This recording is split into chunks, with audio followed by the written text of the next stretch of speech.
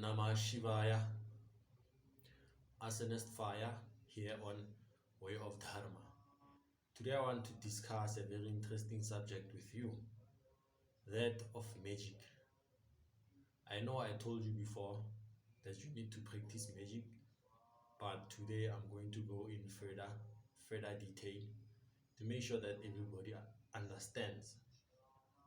If it's your first time over here, please subscribe, and if you like the video, because I definitely know you will, please like the video and make sure that you share this to your fellow occultists and people whom you want to improve with this kind of knowledge. Now let's get into it. I remember in 2020 I was with my friend, another friend of mine, and then we went to the mall. It was lockdown. I had to buy a data bundle for my Wi-Fi router. We then went, and then he had no mask. I had no mask. He borrowed me his, and then I went into the mall to actually purchase the data. When we came back, we had to go over and cross the street to go and buy his nephew some nappies. We then went outside, okay? And then upon going outside, there are these charlatans, these traditional healers, so-called magicians, street magicians, but not those that perform. The ones that you would consult on your way to the mall, on your way to the taxi rank, and whatever. So these guys were just outside there, and then what were they doing? They were giving consultations basically. So they call me and my friend. I obviously ignore them, and then I go for it. And then my friend turns. As I tend to try and support him, to accompany him to these guys, I also get led in. And then upon being led in, I listen to this guy. He consults my friend with my friend, of course. He tells him all these weird, crazy stuff. And then the one that attends to me can't tell me anything. Instead, what does he do? He tells me to say these recitations, and these are supposed to take bad luck behind me. Okay? And then I do those recitations. After reciting those things, those words, it's words by the way, not mantras. After reciting those words, he then pours some herbs on these parts of my hand, okay? And then he tells me to lick. These are Zulu guys, by the way. And then we lick. And then he pours on himself, then on his hands, and then he licks too. And then I also lick, and then he does it for the second time. Okay, he first pours these brown herbal things, brown herbs basically. 1, 2, and then I lick. These are dry, of course. And then he pours another one, another pair, which is yellowish in color. Okay, I don't know what these are supposed to do, but at the end of the day, these things are very dry and I can't digest them. While I'm still trying to salivate those things and try and digest them, he takes another container. It appears to be a container of a Vaseline. You see, blue seal Vaseline. But then he took out the Vaseline and then he poured some herbal things in there. It's a substance that looked like it was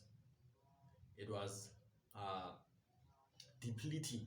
You've seen when you have an ointment and then it's depleting. It's all over the sides and all over the base of the container basically. So it's all over there. And then he puts this on me and my friend's nose. My traditional consult, what he does it to me, and then the other traditional healer does it to my friend, and then it goes like and then these it has a very, very powerful, not stench basically, it's like a fume. It puts you in a kind of a trance, in a state of flight or or fight mode basically. But in that case, I was so scared. And then upon doing that, he then says to me, I must put money, whatever money that I have in my pocket, I should leave it in the bucket, basically, for the ancestors, for the ancestors. And then he also does it to my friend. And then yes, okay. And then I almost, according to me, that guy robbed me. He didn't take my money because I had no money on me. But then I took my phone and then I put it on the mat. Yes, on the floor. I put it on the floor, and then he told me that he didn't want my phone. He just wanted money for the ancestors. You understand? So then he didn't take my phone. So I got up and left. And then my friend followed me. Okay. I was running into the direction of where we were going, but then my friend went back into the mall. And then I chased him to ask him what's going on. He tells me that this guy told him to go and withdraw some money for him for the consultation because he had told him something that was important basically.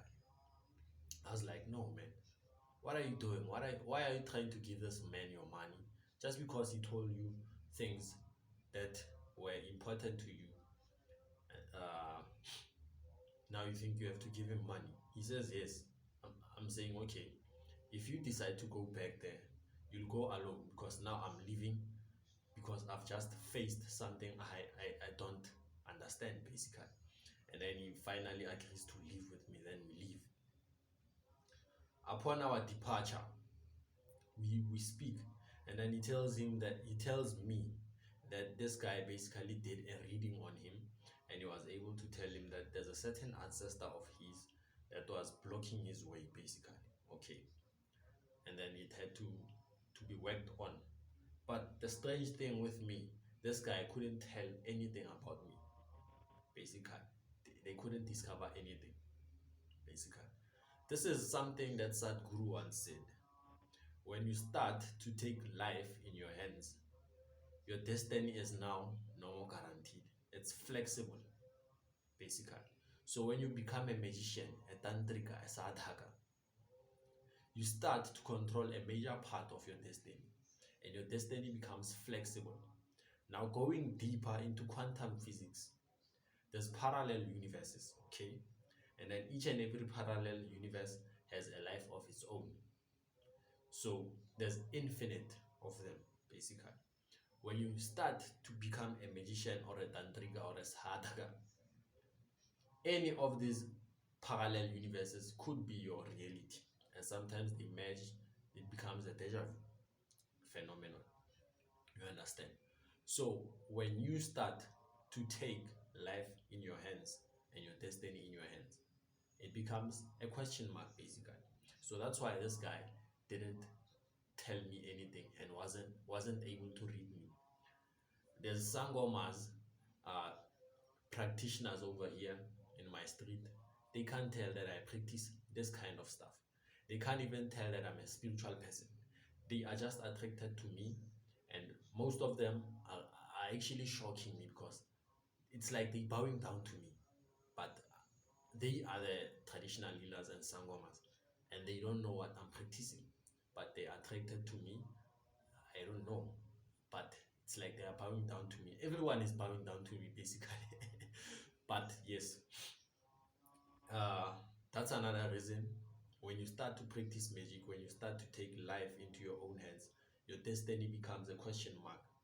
You become the ruler of your destiny. You control the major part of your life. So your future cannot be foretold, basically.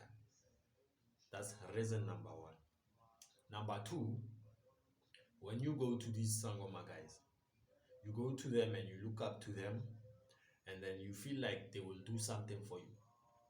You start to give them a certain pedestal, you pedestalize them, and you put them on top of yourself. And that makes you vulnerable to whatever that they want to do with you, be it manipulation, sexual abuse, whatever you name it, they can do it. And these Sangoma guys and spiritual people I've noticed that they use a lot of mind control to achieve their gains, basically. Most of them can't even practice mind magic. Right now, we've been having power outages and load shedding. The previous power outage, where I went to buy the incenses, uh, in the morning I cast a sigil, and then when I come back from the incense shop, I actually got the power on. The electricity was on, you understand? But I didn't know. Maybe I wasn't the cause. But shortly after that, a few days later, it went away again. And then I've also mentioned this in the group chat, in the WhatsApp group chat. By the way, it's no longer there, it's no more existing because the people who are there, they don't practice. And I've noticed that we can't agree on many terms because people, for some reason, can't overlook our physical opinions and ideas and way of life to actually accommodate each other spiritually. I thought that would be a spiritual platform where like minds would meet because spirituality isn't something that is discussed in everyday life cycles. So yes, I've mentioned is this in the group chat. I once did a session and then the power went back on. This is actually the third time doing this basically. But then shortly after, maybe a few days later, it also goes away. So these sangomas that you see around, they can't even come together and make things happen so that we conquer these challenges, the challenges of power outages, the challenges of hunger, or maybe something fighting a common enemy because they can't cast any spell. All they know is how to talk to ancestors, but they can't do any rituals to actually effect change.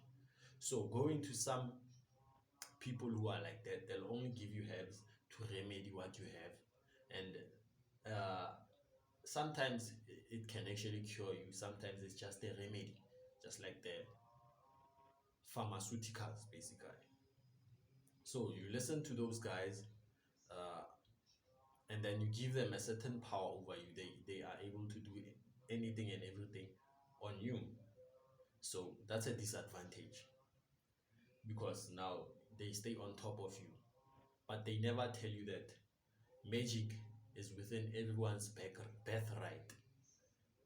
We are magical practitioners by creation and by nature.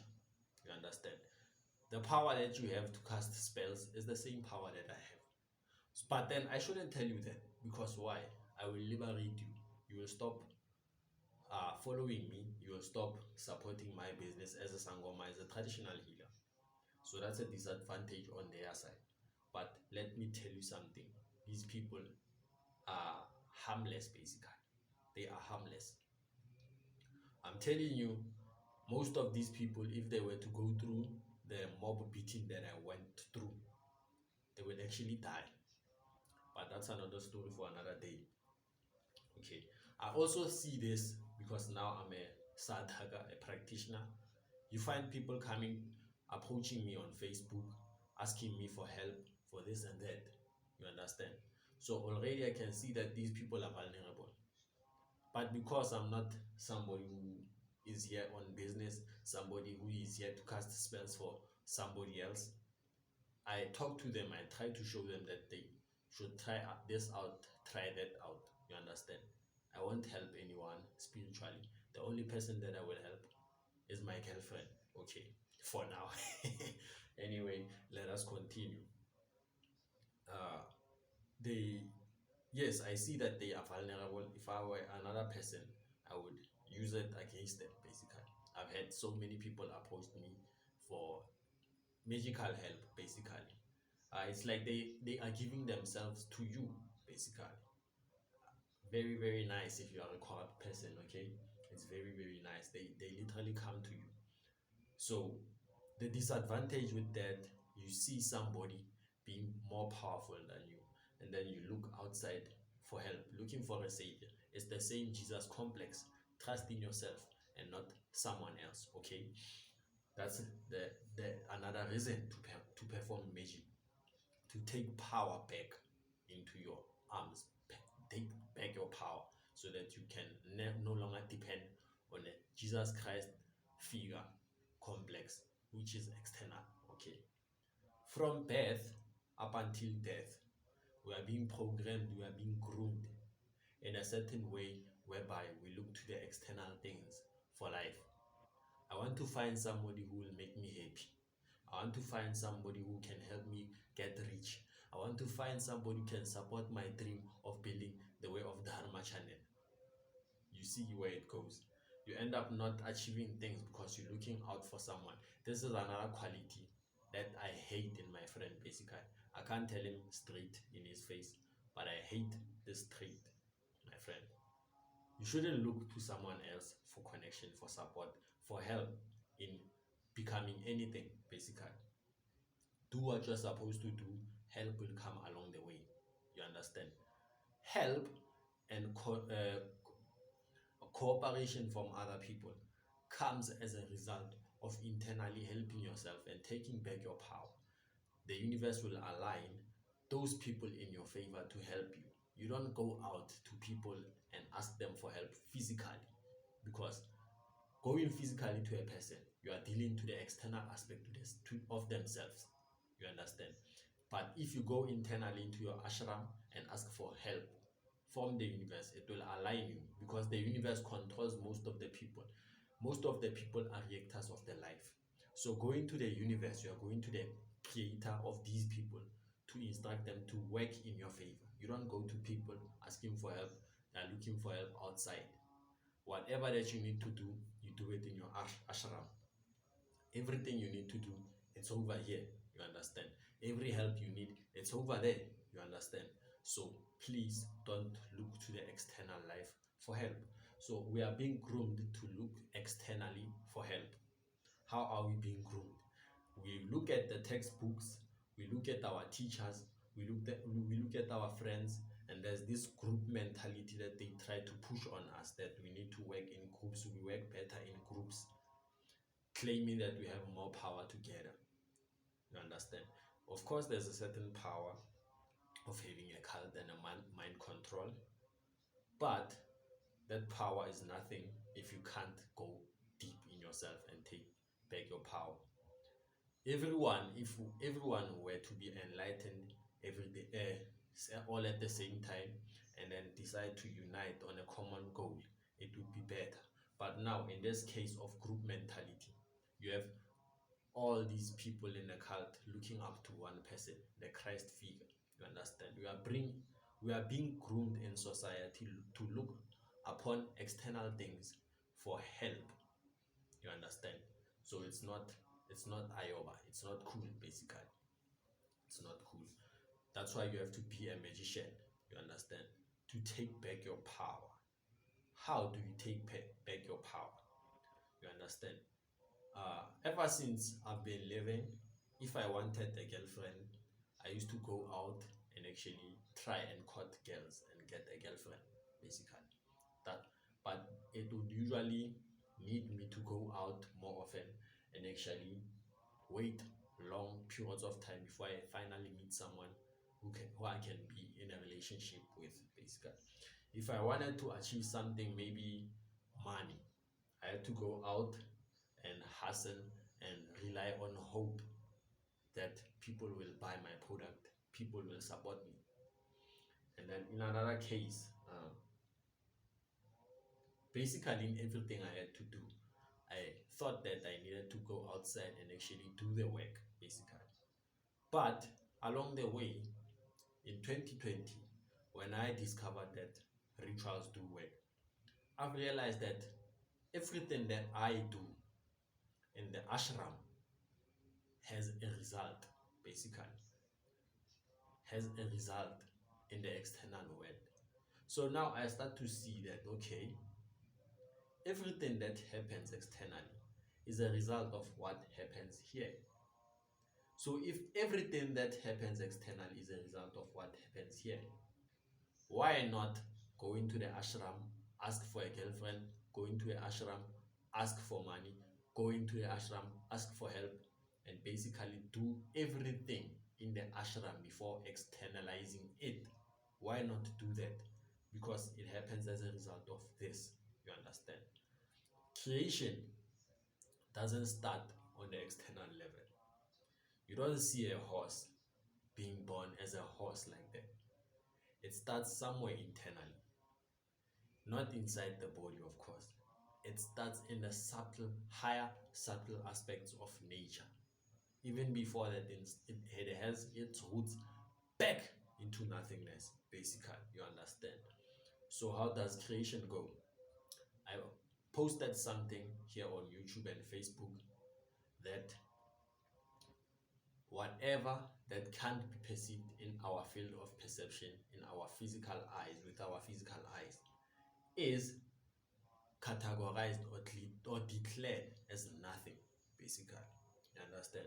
However, what you need to take into consideration is that the sperm cells and the human eggs and many other things that can be seen with the physical eye but can be seen with the microscope or those telescopic things, basically,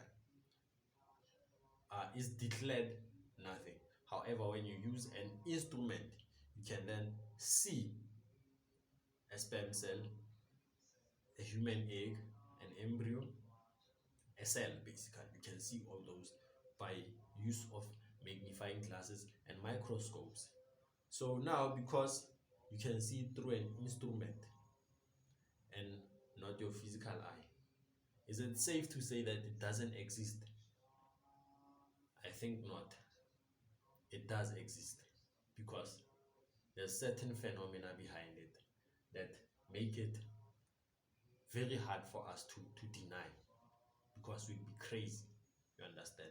So a sperm cell can be perceived with your naked eye, basically. One sperm cell can be perceived as with your naked eye. It needs to be perceived with the instrument. You understand? So in our eyes, you can't see a sperm cell. You understand?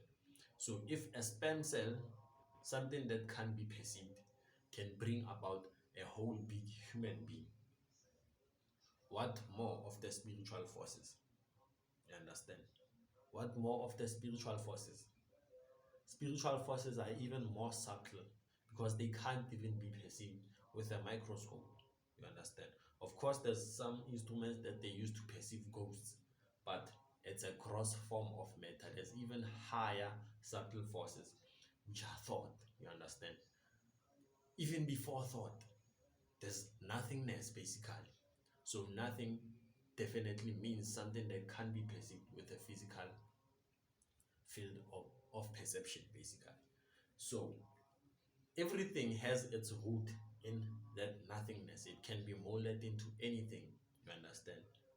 To make sure that you can mold this, that's where magic and sadhana and tantra and yoga comes into play, because it sharpens your mind to a point whereby you can mold this nothingness into whatever that you want. Now listen to me. Practice magic. At least try doing a ritual. The Trinka 5 spell. It's over there in my shorts, video shorts. Trinka 5 spell. Try that spell. You will see that money comes as a result of you performing that spell. Therefore, it comes as a result of an action of spirituality that comes from you. So when you see physical results, it means they come about as a result of what you did, not because of what the president did. Don't look for help from the president. Don't look for help from me to help you with food because now you are living in a poor country. Do a ritual to make sure that you get food in your poor country, to make sure that you take back your power. You understand? You can mold reality. This is something that the elites won't tell you. This is something that your school teacher won't tell you, because now you won't need him to study your textbook. You won't need him to write notes. You'll find that you'll do it on yourself and you will pass, basically. You understand? You'll even go to a point whereby you don't need anyone's validation to actually know that you are a magician, know that you are the best, know that you are a yogi, know that you are an ascended master, know that you are capable of doing anything and everything through that which strengthens you, which is your true self, in the name of Mahadeva. Yes, so this is what been wanting to discuss with you. Stop looking for power outside. Stop looking for some girlfriend to save you, to make you feel in love. Stop trying to live that way. You understand? So, the mindset that you need to have also with magic to make sure that you work it successfully is the detachment mindset. You have to detach to your results, but know that your results are there basically. You need to detach from, okay, it's another subject, this one, okay? It's another subject. But basically everything that you see in my life is a result of a magic ritual, is a result of my sadhana, basically. You understand? And I have achieved a lot through this, throughout the very long years, the very short years that I've been practicing this. You understand? If you see growth in my life, it's because of magic. The girlfriend that I have currently, it's because of magic. It doesn't happen as something which startles me or something which is unexpected to me. You understand? It's not a coincidence. Everything in my life that I can see, I know that it's a result of something that I did in my ashram. You understand? If someone tries to curse you, you go in your ashram, you block that curse. You understand? You do everything on your own. You stop paying preachers to pray for you. You stop paying the traditional leaders to do rituals for you. You become your own master. Om Namah Shiva. This is not egotistical, and I know I might face a backlash from my Hindu friends, my Indian friends, that you need to go into Krishna, find guidance from Krishna. But I ask you this question. In the Bhagavad Gita, it says that you have to attain a certain level of consciousness, that which is of Krishna consciousness. You understand? So if Krishna can't be found within you, how would you attain Krishna's consciousness? In that way, you have to go to someone to preach Krishna to you. And that preachings and teachings of Krishna that come from somebody else might be perverted, given the fact that you are living in a corrupt world. So even after teaching you that consciousness, that person, how are you able to apply it if it was something that wasn't inside of you? But because if it's something that's inside of you, you can apply it and also solve situations that need common sense using that knowledge that you have attained of Krishna. So Krishna is always inside of you. Mahadeva is always inside of you. Don't be devoted to something externally, basically. Looking for something externally to save you. You understand? And most people are fakers, basically, guys. You understand? So thank you for tuning in. It's been a while since we've spoken, and I'll try to keep consistent. Thank you. It's always an honor. Om Namah Shivaya, Asanastvaya, way of Dharma. Om Sahana Bhavatu Sahanau Bhunaktu Sahaviryam Karavavahai Tejasvinavadhitamastu Ma Vidvishavahai. Om Shanti Shanti Shanti.